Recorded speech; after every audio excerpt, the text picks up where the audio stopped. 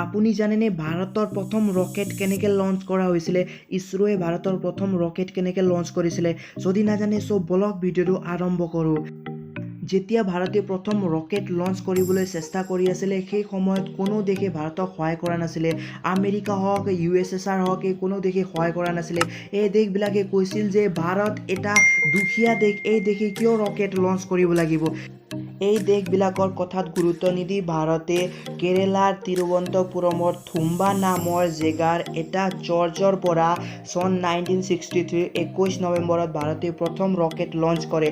আৰু এই rocket launch কৰাৰ সময়ত চাইণ্টিষ্টবিলাক আছিলে doctor APJ Abdul Kalam, doctor Homi ভাবা, তেওঁক নিউক্লিয়াৰ ফাদাৰ অফ ইণ্ডিয়া বুলি কোৱা হয়, আৰু বিক্ৰম চাৰাভাই, এওঁলোক আছিলে এই ৰকেট লঞ্চ কৰাৰ সময়ত চাইণ্টিষ্ট। এতিয়া আপোনালোকে জানিলে যে ভাৰতৰ প্ৰথম ইছৰোই কেনেকৈ ৰকেট লঞ্চ কৰিছিলে। সেই সময়ত ইছৰোৰ উপযুক্ত ভেহিকল নথকাৰ কাৰণে যিবিলাক ৰকেটৰ পাৰ্টছবিলাক আছিলে এই পাৰ্টছবিলাক তেওঁলোকে চাইকেলৰ সহায়ত লৈ গৈছিলে, আৰু যিবিলাক ডাঙৰ ডাঙৰ পাৰ্টছ আছিলে এই পাৰ্টছবিলাক গৰু গাড়ীৰ সহায়ত তেওঁলোকে লৈ গৈছিলে। আৰু প্ৰথম ৰকেটটো লঞ্চ কৰিছিলে তেওঁলোকে নাৰিকলৰ এটা লঞ্চ পেড বনাই প্ৰথম ৰকেটটো তেওঁলোকে নাৰিকল গছৰ এটা লঞ্চ পেড বনাই প্ৰথম ৰকেটটো লঞ্চ কৰিছিলে। সেই সময়ত উপযুক্ত আহিলা পাতি নথকাৰ কাৰণে ইছৰোই এনেদৰে নাৰিকল গছৰ সহায়ত প্ৰথম ৰকেটটো লঞ্চ কৰিব লাগিছিলে। আৰু সেই সময়ৰ পৰাই ইছৰোৱে স্পেচ জগতত নিজৰ খোজ আগবঢ়াইছিলে।